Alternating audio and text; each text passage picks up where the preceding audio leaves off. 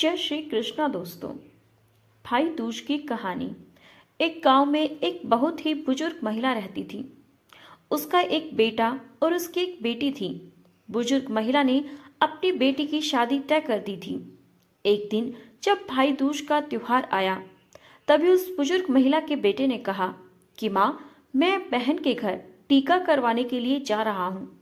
जिसके बाद उसकी माँ ने कहा, बेटा, हम लोग तो बहुत गरीब हैं, तुम टीका करवाने के बाद अपनी बहन को क्या दोगे।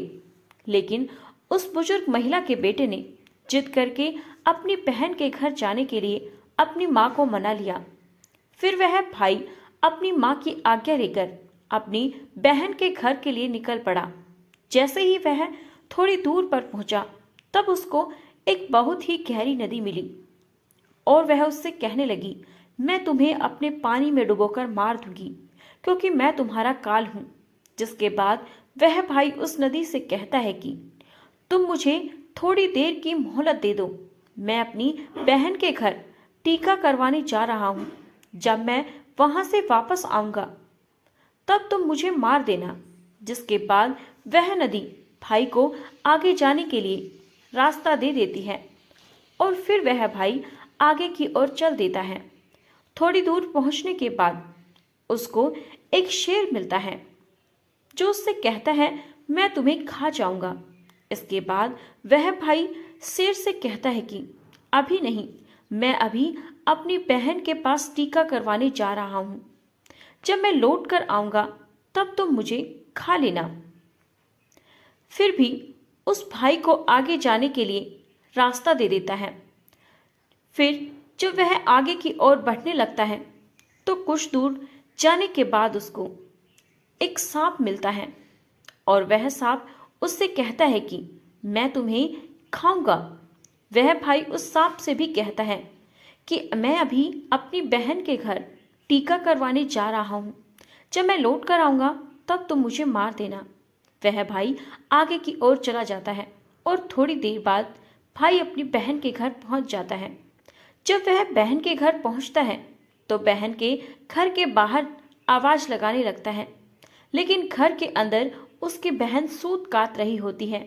सूत को काटते वक्त उसका धागा टूट जाता है और वहां के लोगों की यह मान्यता थी, अगर सूत काटते वक्त धागा टूट जाए तो कोई बाहर बुला रहा हो, वह बिना आवाज करे और बिना धागे को जोड़े चली जाए तो वह व्यक्ति मर जाएगा।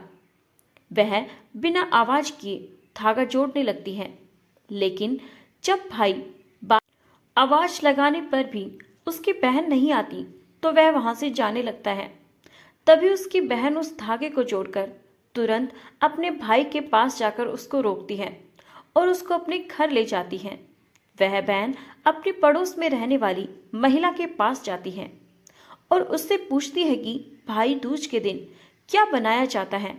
तब वह महिला उसको बताती है, तुम तेल से अपने चूल्हे को लीपो और घी में चावल पकाओ। वह बहन घर जाकर पड़ोसन द्वारा बताई हुई चीजों को करने लगती है और तभी उसका भाई उससे कहता है कि बहन, मुझे बहुत जोरों की भूख लगी है। लेकिन उसकी बहन पड़ोस की महिला की बातों में आकर काम कर रही होती है। जब उसका भाई रसोई में जाकर देखता है, तो वह अपनी बहन से कहता है कि तुम बहुत भोली हो, जिसके कारण तुमको लोग पागल बना रहे हैं। तुमने कभी घी में चावल पकते हुए देखा है क्या? और तेल से कभी चूल्हे को लीपा जाता है क्या? तुम गोबर से चूल्हे को लीपो और पानी में चावल को पकाओ। वह बहन अपने भाई की बात मानकर वैसा ही करती है जैसा कि उसका भाई उसको करने के लिए बोलता है और वह खाना बनाकर अपने भाई को खिलाती है और थोड़ी देर बाद वह अपने भाई को टीका कर देती है। जब उसका भाई अगले दिन वापस अपने घर जाने के लिए कहता है, तब उसकी बहन अपने भाई के लिए रास्ते में ले जाने के लिए कुछ लड्डू बनाकर देती है कि इसको रास्ते में भूख लगे तो खा लेना, और उनमें से कुछ लड्डू अपने बच्चों के लिए भी बचा लेती है। जैसे ही उसका भाई चला जाता है और उसकी बहन के बच्चे जब खाना खाने के लिए जिद करने लगते हैं, तो वह अपने भाई के लिए बनाए गए लड्डुओं में से कुछ लड्डू अपने बच्चों को देने लगती हैं। तभी उनके बच्चों की नजर उस लड्डू में पड़ती है जो एकदम से नीले हो रहे होते हैं। जब वह जाकर रसोई में देखते हैं तो उनको पता लगता है कि उनकी माँ ने जो लड्डू बनाए हैं उनमें सांप मर चुका है और उसी से ही हमारी माँ ने लड्डू बनाए हैं।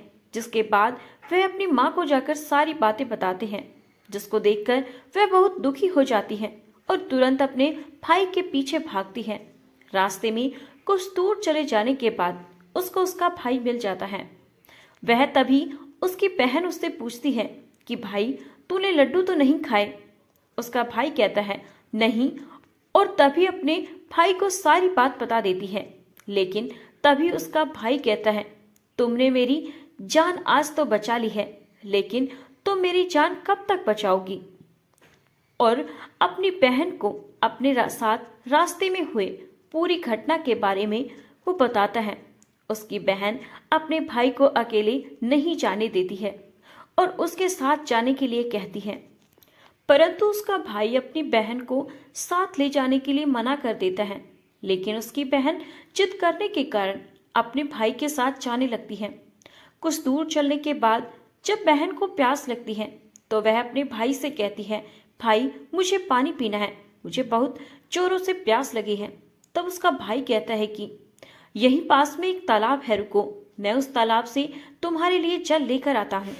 वह अपने भाई को तालाब के पास नहीं जाने देती और स्वयं ही अकेले तालाब के पास जाती है। जब वह तालाब के पास पहुंचती है तब उसको ही बुजुर्ग महिला मिलती है। वह बुजुर्ग महिला को तालाब के पास देखकर उसकी बहन से उससे पूछती है आप कौन हैं। जब वह बुजुर्ग महिला बताती है कि मैं एक भाई का इंतजार कर रही हूँ, उसकी बहन ने एक सांप को मारा है जिसके लिए मैं उसका काल बनकर बैठी हूँ। उसकी बहन उस बुजुर्ग महिला से अपने भाई की जान बचाने के लिए पूछती है और तभी वह बुजुर्ग महिला उससे कहती है कि तुम अपने भाई को खूब गालियां दो, जब तक उसकी शादी ना हो जाए तब तक तुम उसकी सारी घात टाल दो तो तुम्हारे भाई की जान बच सकती है। वह बहन तुरंत वापस जाकर अपने घर से एक मांस का टुकड़ा और एक चुन्नी और एक कटोरी में थोड़ा सा दूध लेकर अपने भाई के पास आती है और उससे कहती है चलो। जैसे ही वे दोनों रास्ते में थोड़ी दूर चलने के पश्चात उनको वही शेर मिलता है जिसने उसके भाई को मारने के लिए पहले भी रोका था। जैसे ही वह शेर उसके भाई को मारने के लिए आगे बढ़ता है तब उसकी बहन शेर को एक मांस का टुकड़ा खाने के लिए देती है, जिससे शेर उस मांस के टुकड़े को खाने लगता है और वहां से दोनों लोग आगे चल देते हैं। आगे पहुंचकर जब थोड़ी दूर पर वहीं सांप मिलता है तो वह सांप को अपने साथ लाई हुई एक कटोरी में दूध को सांप के आगे रख देती है, जिससे सांप दूध पीने लगता है और वो दोनों आगे चले जाते हैं। आगे जब नदी के पास पहुंचते हैं तब बहन नदी को एक चुन्नी देती है, जिससे नदी प्रसन्न होकर उन्हें आगे जाने का रास्ता दे देती है। थोड़ी देर पश्चात वे लोग अपने घर पहुंच जाते हैं। घर पहुंचकर उनकी माँ अपने दोनों बच्चों को देखकर बहुत खुश हो जाती है, लेकिन उसकी बहन अपने भाई को गाली देनी शुरू कर देती है। यह देखकर माँ बेटे दोनों आश्चर्यचकित हो जाते हैं। थोड़े दिन गुजरने के बाद जब अपने बेटे का विवाह करने लगती है, विवाह के लिए जब निकासी की बारी आती है तब उसकी बहन कहती है पहले मेरी निकासी करो और फिर मेरे पीछे मेरे भाई को रास्ता देना, पीछे रास्ते से लेकर जाओ। बहन के ऐसा बोलते ही आगे का दरवाजा टूटकर गिर जाता है, जिसको देखकर सभी लोग हैरान हो जाते हैं। और फिर जब फेरों की बारी आती है तब उसकी बहन कहती है पहले मेरे फेरे करो मेरे भाई के बाद में, और ऐसा बोलते ही वहां पर आग लग जाती है, जिससे वह आग को बुझा देती है। और फिर जब सुहागरात की बारी आती है तब उसकी बहन कहती है कि मैं भी इन लोगों के साथ में जाऊंगी। सभी लोग बीच में एक पर्दा लगाकर उसकी बहन को भी अंदर जाने देते हैं। तभी रात में एक सांप आता है, जिसको उसकी बहन एक डब्बे में बंद कर देती है और अपने भाई की जान बचा लेती है। और सुबह होते ही वह सभी को सच बता देती है कि वह ऐसा क्यों कर रही थी, जिससे सभी ने उसकी बहन की प्रशंसा करने लगते हैं और उसका भाई भी अपनी बहन से बहुत खुश हो जाता है और तब उसकी बहन वापस अपने घर चली जाती है। दोस्तों, अगर यह धार्मिक कहानी आपको पसंद आई हो तो वीडियो को एक लाइक करके एक प्यारा सा कमेंट्स जरूर करें और इस वीडियो को ज़्यादा से ज़्यादा शेयर करें